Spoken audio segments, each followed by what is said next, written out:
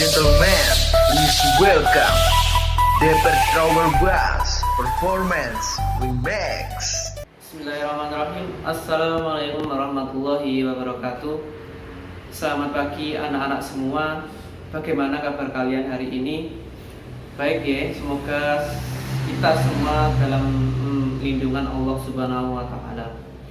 Baik, sebelum kita memulai pembelajaran pagi hari ini, alangkah baiknya kita berdoa kepada Allah Subhanahu wa taala. Semoga pembelajaran pagi hari ini diberi kelancaran serta materi yang Bapak berikan nanti dapat membekas materi. Dan semoga pandemi COVID-19 ini segera usai, yang mana ini membuat kita terbatasi ya, dalam hal apapun di anak.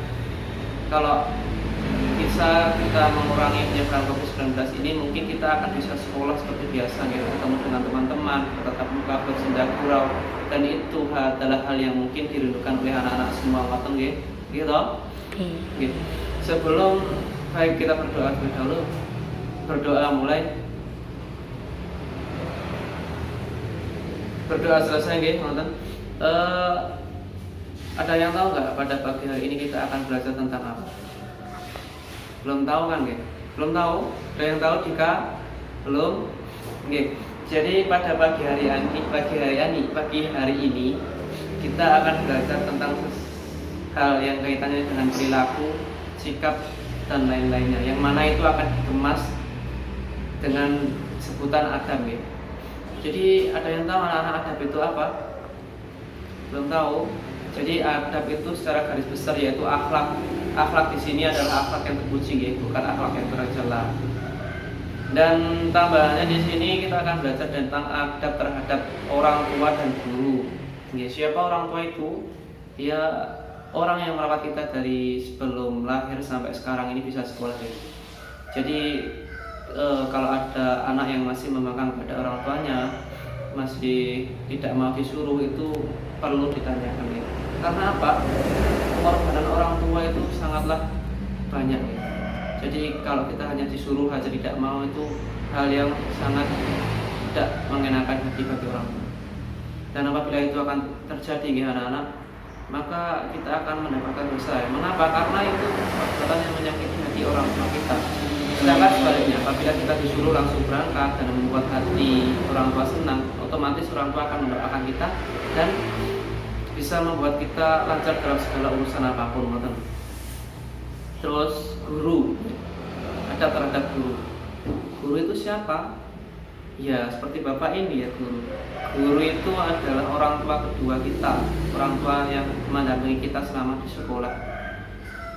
Itu juga perlu dihormati karena apa? Guru itu adalah orang yang lebih tua dari kita. Terus untuk pemahaman lebih lanjut, nanti bapak itu punya video nih. Nanti mau disimak sama-sama anak-anak ya, terkait videonya nanti setelah ini. Dan nanti apabila ada pertanyaan di belakang, nanti bisa ditanyakan di grup atau bisa didiskusikan nanti ya. Oke, langsung saja ke materi ya.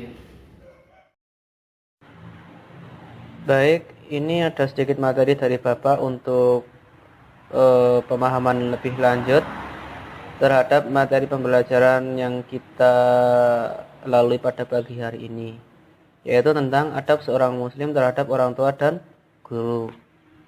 Mohon untuk disimak sesama, nanti apabila ada yang salah atau yang dibingungkan bisa ditanyakan.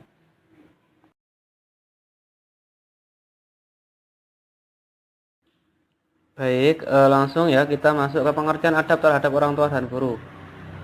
Kita harus ketahui dulu ya, adab itu apa. Baik, adab menurut istilah di sini adalah norma atau aturan. Sedangkan menurut dalam kosakata bahasa Arab, adab berasal dari kata tasrifan yang berarti mengundang atau mengajak. Dinamakan adab karena ia mengajak manusia kepada perbuatan terpuji dan mencegah dari perbuatan yang keji dan mungkar. Dapat digarisbawahi bahwa adab di sini yaitu mengajak manusia kepada perbuatan terpuji dan mencegah dari perbuatan yang keji. Itu menurut istilah ya. Adab berarti mengajak ke kebaikan dan sebaliknya tidak menyukai hal-hal yang buruk. Baik, selanjutnya Sedangkan menurut bahasa adab sendiri yaitu norma atau aturan mengenai sopan santun yang didasarkan atas aturan agama, yaitu agama kita, agama Islam ya. Nah, ya. Jadi gini, adab di sini yaitu hal-hal yang berkaitan dengan sopan santun yang dasarnya adalah atas aturan agama kita, yaitu agama Islam. Sebenarnya adab di sini adalah hal yang sepele yang mana sering dilupakan oleh anak-anak muda zaman sekarang. Jadi banyak sekarang yang sering membanggakan orang tua, berani terhadap gurunya, itu banyak. Karena apa? Karena mereka tidak mengetahui arti dari sebuah adab itu sendiri. Nah, di sini sedangkan orang tua adalah orang yang lebih tua dari kita, yang telah merawat, membesarkan, mendidik kita dari belum lahir sampai hingga sekolah. Nah, guru adalah orang tua yang berjasa dalam mendidik kita pada jalur pendidikan formal ya, sekolah ini, misalnya kayak bapak ini. Jadi adab terhadap orang tua dan guru adalah norma atau sopan santun yang mengatur semuanya agar anak itu bisa memiliki adab terhadap orang tua dan guru yang didasarkan atas aturan agama. Dapat disimpulkan di sini bagaimanakah kita hari ini, karena bagaimana kita ke depannya untuk bisa menjadi anak yang lebih berbakti pada orang tua, memiliki sopan santun dan etika, dan juga menghormati guru.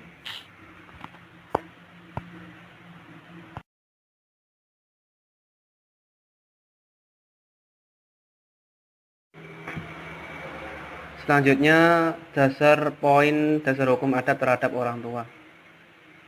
Dari mana sih dasar hukum adab terhadap orang tua itu? Di sini sudah dijelaskan dalam Al-Quran dalam surat Al-Isra ayat 17. Bapak bacakan ya. Bismillahirrahmanirrahim. Wa qadara rabbuka alla ta'budu illa iyyahu wa bil walidaini ihsana. Imma yablughanna indakal kibara ahaduhuma aw kilahuma fala taqul lahumā uffin wa la tanharhumā wa qul lahumā qawlan karīmā. Yang artinya di sini ya anak-anak diperhatikan, dan Tuhanmu telah memerintahkan agar kamu jangan menyembah selain Dia, dan hendaklah berbuat baik kepada bapak, ibu, bapak. Jika salah seorang di antara keduanya atau kedua-duanya sampai berusia lanjut dalam pemeliharaanmu, maka sekali-kali janganlah engkau mengatakan kepada keduanya perkataan dan janganlah engkau membentak keduanya, dan ucapkanlah kepada keduanya perkataan yang baik. Mengerti maksudnya enggak di sini? Jadi Bapak simpulkan ya. Ketika anak-anak disuruh orang tuanya masih berkata atau tidak di sini? Oh, masih deh. Jangan diulangi lagi ya, karena di sini akan sudah jelas tertera dalam Quran surat Al-Isra yang mana jangan sekali-kali kalian itu menolak apa yang dikehendaki orang tua selagi itu perbuatan yang baik. Kalau itu disuruh jelek, maka ke hal yang jelek itu boleh kita tinggalkan. Okay. Jadi ketika kita mendapat orang tua misal tumbasne obat, nggih Bu, nah gitu. Karena apa? Kalau hati orang tua itu marem karena kita bisa kita nurut saat disuruh itu, hatinya marem, itu kita mendapatkan pahala loh anak-anak. Jadi ketika kita malah kok mboten Bu, kesel kula lah, ini itu akan menimbulkan sakit hati pada ibu dan akan menimbulkan dosa ya. Jadi gitu inti dari Quran surat Al-Isra ini.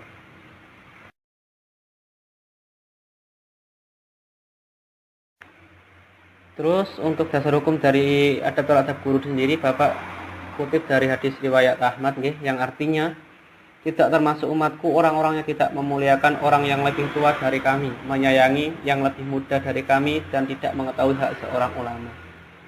Maka dapat disimpulkan di sini bahwa Nabi Muhammad SAW anak-anak pernah berkata bahwa tidak termasuk orang-orang yang tidak termasuk umatku apabila dia tidak memuliakan orang yang lebih tua dari kami, misalkan orang tua, guru, dan lain-lainnya, dan menyayangi yang lebih muda dari kami dan tidak mengetahui hak seorang ulama. Dan di sini tidak mengetahui hak seorang ulama di sini banyak yang terjadi di luar sana, yang mana anak-anak muda sekarang ini tidak mengetahui hak seorang ulama itu apa, etika dalam etikanya juga nggak ada. Misal saat ada pengajian di situ tidak ada sopan santunnya, misal naik motor itu mak gue yang ngajak, tidak ada sopan santunnya sama sekali. Jadi gini, tidak termasuk umatku apabila orang-orang yang tersebut itu orang-orang yang lebih tua dari kami tidak memuliakan orang yang lebih tua, misal orang tua dan guru, menyayangi. Jadi di sini adalah intinya adalah toleransi, yang mana kita ini sama-sama manusia, sama-sama saling membutuhkan deh anak-anak. Jadi mau tidak mau kita harus mempunyai rasa tenggang rasa dan menghormati yang lebih tua, tapi yang tua juga menghormati yang lebih muda. Jadi ngoten nggih.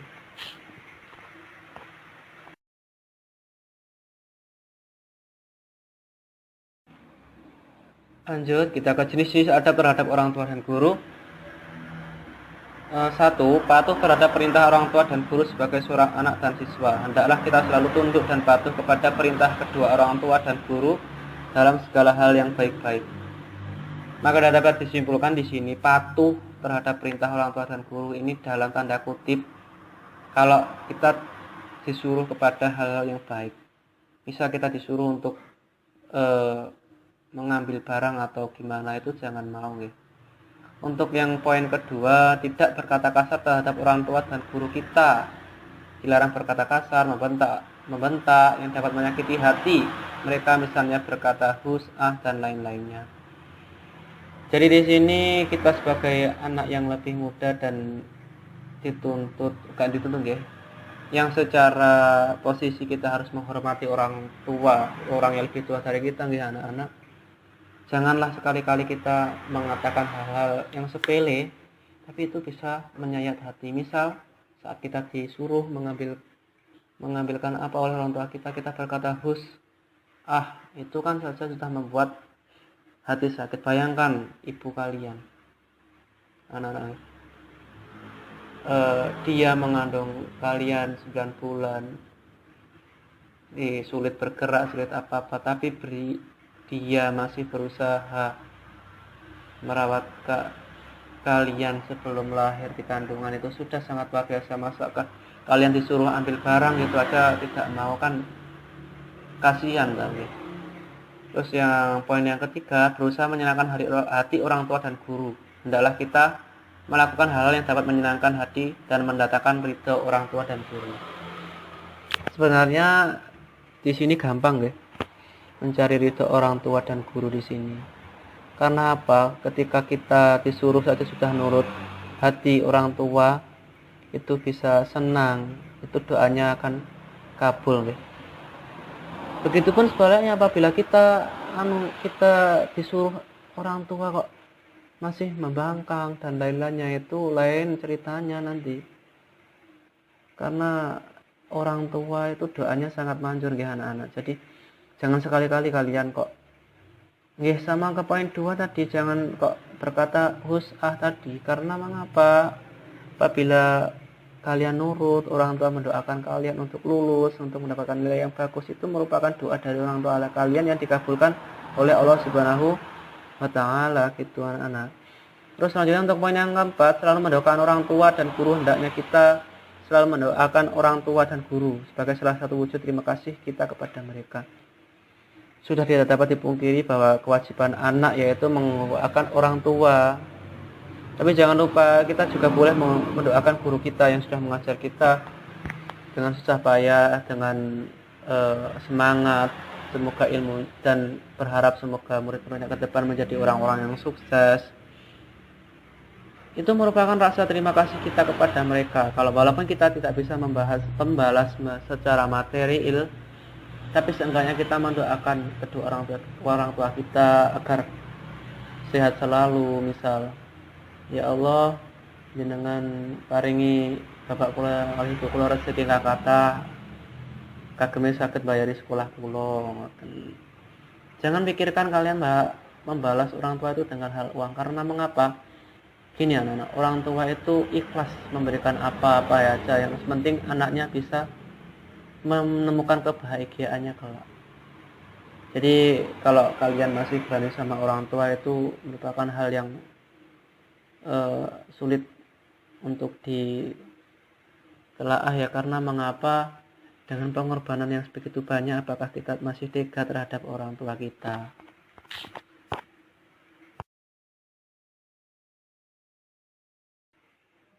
Terus ini ya, kita masuk ke hikmah beradab terhadap orang tua dan guru. Ini sebenarnya ada banyak, tapi Bapak hanya mengambil 3, nanti silakan dicari lagi guys. Yang pertama, mendapatkan ilmu yang bermanfaat. Orang bijak berkata, ilmu yang bermanfaat adalah cahaya. Dengan ilmu, akhlak, adab, dan ibadah seorang bertambah baik. Setelah kita beradab kepada orang tua dan guru, pastinya kita akan mendapatkan ilmu yang bermanfaat. Dan ilmu itu adalah cahaya, dimisahkan oleh cahaya. Dan dengan ilmu sendiri, akhlak dan adab bisa mengikutinya. Jadi orang yang berilmu itu kebanyakan mempunyai etika atau sopan santun yang baik di anak-anak. Misal kita bersama kiai guys, itu kan termasuk orang yang memiliki ilmu. Kita lihat etika dan attitude-nya. Dia memiliki sopan santun yang tinggi dan saling toleransi terhadap sesama, entah itu tua atau muda, lebih tua atau muda darinya gitu ya. Terus yang kedua, dimudahkan dalam setiap urusan, diluaskan rezeki dan panjang umur dalam menjalani kehidupan di dunia. Setiap manusia pasti memiliki urusan atau masalah yang harus diselesaikan, dan berbakti kepada orang tua dan guru merupakan salah satu jalan agar dimudahkan oleh Allah Subhanahu wa taala dalam menyelesaikan setiap urusan, diluaskan rezeki dan dikaruniai umur panjang. Hikmah yang kedua ini, setelah kita berbakti kepada orang tua dan guru, Allah itu memudahkan segala jalan. Misal kita ada masalah, kita sulit mengerjakan PR atau gimana, itu pasti ada jalannya, dan diluaskan rezekinya serta dikaruniai umur yang panjang ya. Jadi ketika kita sudah berbakti pada orang tua, ketika kita menghormati guru, Allah Subhanahu wa taala itu pasti sayang kepada kita. Ngoten nggih. Terus yang ketiga, anak dimasukkan ke dalam surga. Sudah jelaskan di sini. Surga itu apa? Ya, surga itu tempat yang sangat indah yang sulit digambarkan di anak-anak. Dan setelah kita hikmahnya, ini juga termasuk hikmah dari beradab terhadap orang tua dan guru. Mengapa? Karena kita sudah menghormati orang yang lebih tua dari kita. Itu sudah termasuk catatan plus dari kita yang dicatat oleh Allah Subhanahu wa taala sebagai bekal kita di surga kelak. Nggih. Jadi jangan kok malah berani dengan orang tua nggih. Ingat pengorbanan orang tua nggih.